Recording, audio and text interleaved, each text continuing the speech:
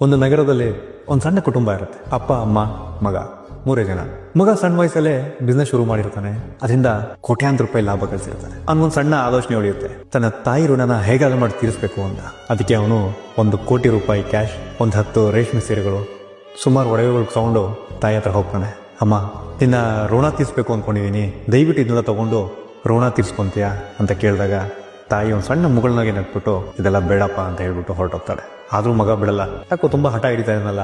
ಸರಿನಪ್ಪ, ನಂದೊಂದು ಕಂಡೀಷನ್, ಅದೇನಪ್ಪ ಅಂದರೆ ನನಗೆ ಇದು ಯಾವುದೂ ಬೇಡ, ಆದರೆ ನೀನು ನನಗೆ ಒಂದು ಕೆಲಸ ಮಾಡ್ಕೊಡ್ಬೇಕು. ಏನಮ್ಮ ಅದು ಅಂತ ಕೇಳಿದಾಗ, ಏನೂ ಇಲ್ಲ, ನಾಳೆ ಹೇಗಾದರೂ ನಿಮ್ಮ ತಂದೆ ಇರಲ್ಲ ಮನೆಯಲ್ಲಿ, ಇಲ್ಲ ಹೊರಗಡೆ ಊರಿಗೆ ಹೋಗ್ತಾ ಇದ್ದಾರೆ, ಅದಕ್ಕೆ ನೀನು ನಾಳೆ ರಾತ್ರಿ ಚಿಕ್ಕ ವಯಸ್ಸಲ್ಲಿ ಹೇಗೆ ಮಗು ಥರ ಬಂದು ನನ್ನ ಪಕ್ಕ ಮಲ್ಕೊತಾ ಇದೆಯೋ ಆ ಥರ ಬಂದು ಮಲ್ಕೋಬೇಕು ಅಂತ ಕೇಳಿದಾಗ ಮಗನಿಗೆ ಏನೋ ಒಂಥರ ವಿಚಿತ್ರ ಅನಿಸುತ್ತೆ. ಆದ್ರೂ ಹೇಗೋ ಋಣ ತೀರಿದ್ರೆ ಸಾಕು ಅಂದ್ಬಿಟ್ಟು ಆಯ್ತಮ್ಮ ಅಂತ ಒಪ್ಕೊಂತಾನೆ. ಆ ಮಾರನೇ ದಿನ ರಾತ್ರಿ ಹೋಗಿ ಮಗು ಥರ ಮಲ್ಕೊಂತಾನೆ. ಮಲ್ಕೊಂಡಿರ್ಬೇಕಾದ್ರೆ ತಾಯಿ ಒಂದು ಹೊತ್ತಿನಲ್ಲಿ ಎದ್ಬಿಟ್ಟು, ಮಗು ನನಗೆ ತುಂಬ ಬಾಯಾರಿಕೆ ಆಗಿದೆ, ಒಂದು ಲೋಟ ನೀರು ತಂದು ಕೊಡ್ತೀಯ ಅಂತ ಕೇಳ್ತಾನೆ. ಅಯ್ಯೋ ಅಷ್ಟೇ ತಾನೇ ಅಂತ ಹೇಳ್ಬಿಟ್ಟು ಮಗ ಹೋಗ್ಬಿಟ್ಟು ಒಂದು ಲೋಟ ನೀರು ತಂದು ಕೊಡ್ತಾನೆ. ತಾಯಿ ಸ್ವಲ್ಪ ಕುಡಿದು ಮಿಕ್ಕಿನೆಲ್ಲ ತಿಳ್ಕೊಂಬಿಡ್ತಾಳೆ. ಮಗ ಏನೋ ಬೈ ಮಿಸ್ಟೇಕ್ ತಪ್ಪಾಗಿರ್ಬೋದು ಅಂತ ಹೇಳ್ಬಿಟ್ಟು ಅದನ್ನೆಲ್ಲ ಕ್ಲೀನ್ ಮಾಡಿಬಿಟ್ಟು ಮಲ್ಕೊತಾನೆ. ಹಾಗೆ ಇನ್ನೊಂದು ಸ್ವಲ್ಪ ಹೊತ್ತಾಗುತ್ತೆ.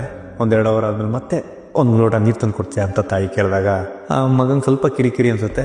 ತಂದು ಕೊಟ್ಟಾಗ ಮತ್ತೆ ಸ್ವಲ್ಪ ಕುಡಿಯೋ ಥರ ಕುಡಿದು ಮಿಕ್ಕಿದಲ್ಲಿ ಚೆಲ್ಕೊಂಡ್ಬಿಡ್ತಾಳೆ. ಮಗ, ಏನಮ್ಮ ಇದು, ಒಳ್ಳೆ ಚಿಕ್ಕ ಮಗು ಥರ ಚೆಲ್ಕೊಂತಾ ಇದ್ದೀನಿ ಅಂತ ಹೇಳ್ಬಿಟ್ಟು ಕ್ಲೀನ್ ಮಾಡಿಬಿಟ್ಟು ಮಲ್ಕೊತಾನೆ. ಹಾಗೆ ರಾತ್ರಿ ಕಲಿಯುತ್ತೆ. ಸ್ವಲ್ಪ ಬೆಳಗಿನ ಜಾವ ಆಗ್ತಿದ್ದಂಗೆ ಎಲ್ಲ ಗಡಾಂತರ ನಿದ್ದೆಯಲ್ಲಿರ್ಬೇಕಾದ್ರೆ ಮತ್ತೆ ತಾಯಿ ಮಗನ ಎದುರಿಸ್ಬಿಟ್ಟು, ಮಗು ಲೋಟ ನೀರು ತಂದು ಕೊಡ್ತೀಯ ಅಂತ ಮತ್ತೆ ಕೇಳ್ತಾಳೆ.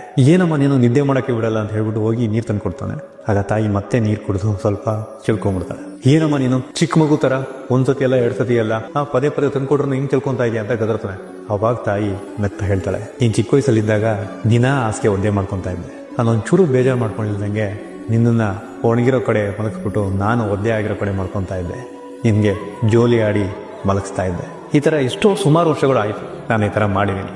ಈ ನನ್ನ ತ್ಯಾಗಕ್ಕೆ, ಪ್ರೀತಿಗೆ ಬೆಲೆ ಕಟ್ಟೋಕ್ಕಾಗುತ್ತಾ ಅಂತ ಕೇಳಿದಾಗ ಮಗನಿಗೆ ತುಂಬ ನೋವಾಗುತ್ತೆ. ಅವನು ತಪ್ಪಿನ ಅರಿವಾಗುತ್ತೆ. ಓಡಿ ಬಂದು ತಾಯಿ ಕಾಲಿಗೆ ಬಿದ್ದುಬಿಟ್ಟು ಕೊಡೋ ಅಂತ ಹತ್ಬಿಡ್ತಾನೆ. ಕ್ಷಮಿಸ್ಬಿಡಮ್ಮ, ಈ ಪ್ರಪಂಚದಲ್ಲಿ ಅವೆಷ್ಟೇ ಜನ್ಮ ಎತ್ಕೊಂಡ್ರೂ ತಾಯಿ ಋಣ ತೀರ್ಸೋಕ್ಕಾಗಲ್ಲ, ನಿನ್ನ ಪ್ರೀತಿಗೆ ಬೆಲೆ ಕಟ್ಟೋಕ್ಕಾಗಲ್ಲ, ನಿನ್ನ ತ್ಯಾಗಕ್ಕೆ ಋಣ ತೀರ್ಸೋ ಮಾತು ತುಂಬ ದೂರ ಅಂತ ಹೇಳಿ ಬಾಚಿ ತಕ್ಕೊಂಡ್ಬಿಡ್ತಾನೆ. ನಾವೆಲ್ಲ ತಿಳ್ಕೊಬೇಕಾದ್ರೆ ಏನು ಅಂದರೆ, ತಾಯಿ ಅನ್ನೋದು ದೇವ್ರು ಕೊಟ್ಟವರ, ನಾವು ಅವಳನ್ನ ಕಣ್ಣಿನ ರೆಪ್ಪೆ ಥರ ಕಾಪಾಡ್ಕೋಬೇಕು. ಅದು ಬಿಟ್ಟು ನಾವು ಅವಳ ಮುಂದೆ ಋಣ ತೀರಿಸೋ ಮಾತು ಆಡಲೇಬಾರ್ದು. ಹಾಗಾಗಿ ಇರೋ ತನಕ ಚೆನ್ನಾಗಿ ನೋಡ್ಕೋಬೇಕು. ಈ ವಿಡಿಯೋ ನಿಮ್ಗೆ ಇಷ್ಟ ಆಗಿದರೆ ದಯವಿಟ್ಟು ಶೇರ್ ಮಾಡಿ, ಲೈಕ್ ಮಾಡಿ. ನಮಸ್ಕಾರ.